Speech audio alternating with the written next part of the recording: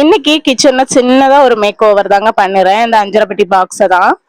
இதுல இருக்கிற இந்த கிண்ணத்துல இருக்கிறத பாத்தீங்கன்னா அவ்வளவுமே வந்து விரிசல் விட்டு ஒரு சின்ன கோடு மாதிரி எல்லாம் ஆயிடுச்சு பாத்திரத்துல. அது வந்து நம்ம கையிலயுமே பாத்தீங்கன்னா ரொம்பவே டேமேஜ் ஆகுது.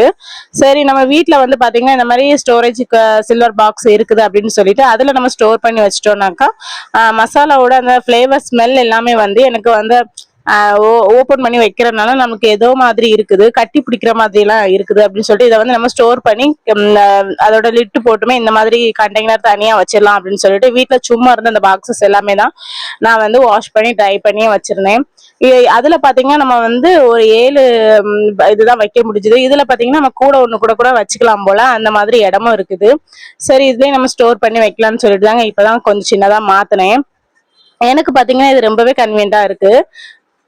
இதுல ஒவ்வொரு ஸ்டோரேஜ் பாக்ஸ்லயுமே பாத்தீங்கன்னா மேல என்னென்ன இருக்கு அப்படிங்கறத ஒரு சின்னதா லேபிள் போட்டு எழுதியுமே வச்சுக்கலாம். வச்சோம்னா நம்மளுக்கு எடுக்கிறதுக்கு கொஞ்சம் ஈஸியாவும் இருக்கும்.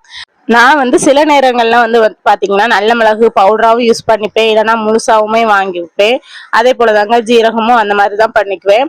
ஒரு தடவை வந்து முழுசா வாங்கும் போது ஒரு தடவை பவுடரா வந்து வாங்கி வச்சுப்பேன். அந்த மாதிரி நேரங்கள்லாம் பாத்தீங்கன்னா நம்ம அதை ஓபன் பண்ணி வைக்கும் போது அந்த பவுடர் எல்லாமே கொஞ்சம் கட்டி பிடிக்கிற மாதிரி இருக்கிறது. அப்படிங்கறதுனாலதான் நான் இதை வந்து சேஞ்ச் பண்றேன். அதுவும் இல்லாம இந்த ஸ்டோரேஜ் பாக்ஸ் எல்லாமே வீட்டுல சும்மா இருந்தது அப்படிங்கறதுனால நம்ம யூஸ்ஃபுல்லாவும் யூஸ் பண்ணிக்கலாம் அப்படின்னு சொல்லிட்டு தாங்க நான் வந்து யூஸ் பண்ணலான்னு எடுத்திருக்கிறேன்.